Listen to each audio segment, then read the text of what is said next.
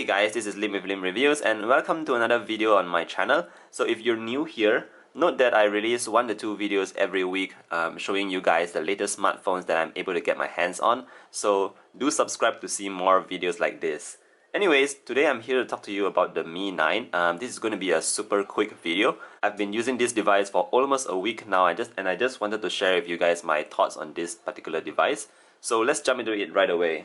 So first and foremost, let's talk about the build quality and design of the Mi 9. So I really like the color on the Mi 9. I know there is like the blue and the other black version, but I found that this purple version looks really good. Like it is very unique and you don't actually see a purple device in the market that often. So this looks pretty sleek. I guess design is really down to personal preference, so what do you guys think of this color combination? And if you notice that if light hits the smartphone at certain angles, you get this blue, green, reddish tint. I think it's pretty unique because you don't see this very often and it's also very subtle. Overall, when you look at the front as well, you have this tiny notch at the top and very slim chins at the bottom. I like that the bezels are not that thick. This gives you confidence when holding the device that you don't actually press the screens by accident. I know that Huawei has been releasing some devices that actually have these curved screens. Samsung has done that in the past as well, but I rather prefer this kind of screens which is just flat and we have these slight bezels at the side here just so you don't have any accidental presses on the sides. So build quality wise, this device is also built really well.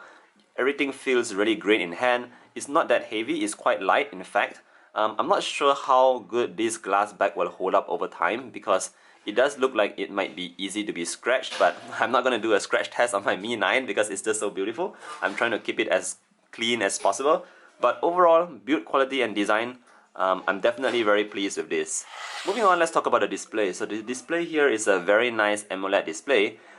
If you compare it with the iPhone's display, which I have been comparing for a couple of days now actually, you'll notice that the colors on the Mi 9 actually pop up more than the ones on the iPhone. So the iPhone is not very saturated in terms of colors, but the Mi 9 here actually looks really nice. It really depends on you again if you like this kind of pop-up colors. But of course you can adjust this in settings, so that's a good thing.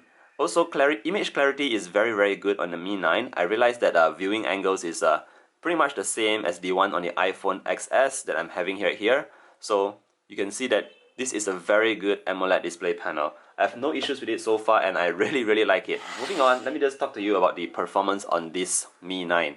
As you can see here, I've got my Nova launcher installed, so things are really blazing fast. Everything launches very quickly as you can see here. There is almost no lags, no delays, whatever, and everything is just very snappy. I mean, this is the Snapdragon 855 paired with 8GB of RAM, so of course we are to expect some really fast speeds, but I really like the really fluid experience on the Mi 9. So if you guys are coming from an iPhone, for example, a lot of people say that they are experiencing very smooth experiences on the iPhone, and sometimes when it comes to Android devices they feel like it is a bit slow. It may be not so fluid as the iPhone, but for the Mi 9 I'm really pleased with the performance here.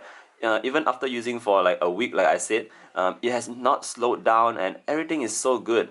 I tried gaming as well, of course PUBG and the Mobile Legends. So I game a lot on this device. I play this particular game, which is the Mobile Legends equivalent here in China. It's a 5v5 kind of game, and let me tell you this, I've run the highest settings on this device and so far it's been really smooth. I have no issues whatsoever. So let me just close that for now. But so gaming wise on this device, it is really good. Performance is top level performance here, definitely. And another good thing is that the device doesn't heat up that much. So even when you play games or you run, let's say you run the camera for a pretty long time, the phone doesn't really heat up. So that's a really good thing. In terms of performance, you're definitely not missing out on anything here. It's one of the best definitely in the market. So I also ran this device for the Antutu as usual, of course, just to show you guys the benchmark scores. And as you can see, it got a very high 363K. So let me just click this for you guys to see so you can have your reference if you want to compare it with other devices. But as you guys know, if you've been watching my videos all this while, I always emphasize on real world use instead of just checking out benchmarks. And this has really done amazingly. So everything here is smooth. If you guys are just worried about performance on the Mi 9, you don't have to worry about it. The Mi UI is also pretty slick. I mean, I've gotten used to it by now. There's no major issues here, and there's not much bloatware that came with the device as well, because everything that you want to delete, you can delete, so no need to worry about that. So that's it for the performance. The next thing I want to talk about is the cameras on the back. So here we have 3 cameras. Of course, you have your standard 48 megapixel camera as always. These days, almost every phone has a 48 megapixel camera. And then you also have this 16 megapixel ultra wide camera and a 12 megapixel telephoto camera for your depth images for your portrait modes. So the camera on this device is pretty good as well. It does really well in daylight, and it's also pretty good at night. But again, these days cameras perform really well, and again it is down to personal preference. If you like your pictures a bit too saturated, if you like your pictures with that are slightly warmer, this phone doesn't come with very natural images, but it does come with a slightly more saturated and a warmer tone. So depending on your preference, I personally feel that this is not too bad, it's not an issue, and I actually like images that turn out slightly more saturated just so that it looks more interesting. But again, that is for you to judge, and why not you guys take a quick look at these samples.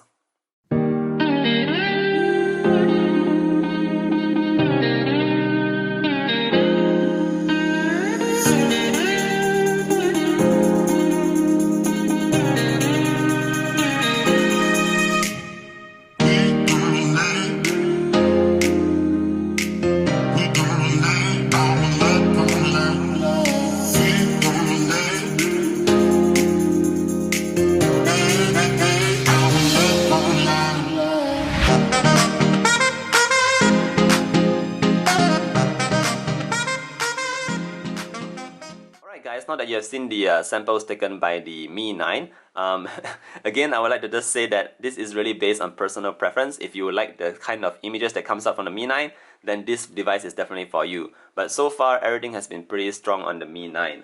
Alright guys, so the next thing you want to move on is the speaker volume on the Mi 9. So this Mi 9 here has a single firing speaker which goes pretty loud. Again, the sound quality here is good. It's not those kind of tinish kind of quality. The sound is really good, but again, the sad thing about single firing speakers is that sometimes when you play games on your phone and you actually hold your device like this to play games, you may actually block out sound that comes from the speakers. So that is one thing that I don't like with single firing speakers, but this is what you get on the Mi 9. So moving on, battery life on this device is pretty good. I've been able to get about 6 to 7 hours of screen on time. Even after gaming, you don't see a significant drop in the battery. But what's really impressive about this device is the charger that came in the box. So this charger is a super fast charger. So the charger here is even faster than the Super VOOC one on the Oppo. And this is really fast. So just for reference sake, in the 20 minutes I'm able to get 50%, in 30 minutes you get 70%, 40 minutes 85%, and basically you get 0 to 100 in less than 1 hour. So it's about 59 minutes and a few more seconds if you use the charger in the box. So this is really good. So these days you might see people carrying big chunks of power banks, which is heavy and just cumbersome, and they just charge their phones on the go. So personally, I've not been carrying these power banks or battery packs. I just carry my charger along with me, and whenever I'm out of juice or I see myself getting like down to about 50% or 40%, I just find somewhere to plug in my phone, and essentially I get the charge up really quickly. So that's really helpful to get enough juice for your Mi 9. Overall, let me just quickly recap my experience with the Mi 9. This phone has treated me well so far. It's been a real joy to use the Mi 9 over the couple of days, almost a week now, and I really love this device. I mean, even comparing it to the iPhone, I would say that this phone has definitely given a lot of value to users out there, and if you're the kind of person who wants a really sleek performance with the device, a very good camera, and an amazing charger to boost your battery, this is the phone for you, because so far this has been one of the best Android phones. No, let me rephrase that. One of the best phones that I've used so far. And I really would recommend this to anyone. So I know that in Malaysia it's going to be launching quite soon, and the price may be below 2,000 ringgit. Over here in China, I got it for about 490 US dollars. So just think about that. I'm not sure what price will it launch at in your different countries, but this device will definitely provide you a lot more value for your money. It's definitely up there with the big boys like the Galaxy S10 series and maybe the Huawei P30. You don't really need that 10 times zoom. Seriously, what are you gonna zoom in with? Alright guys, that's it for the Mi 9. If you guys would have any more questions on this device, please leave them in the comment sections below. And I will see you guys in the next one. Bye!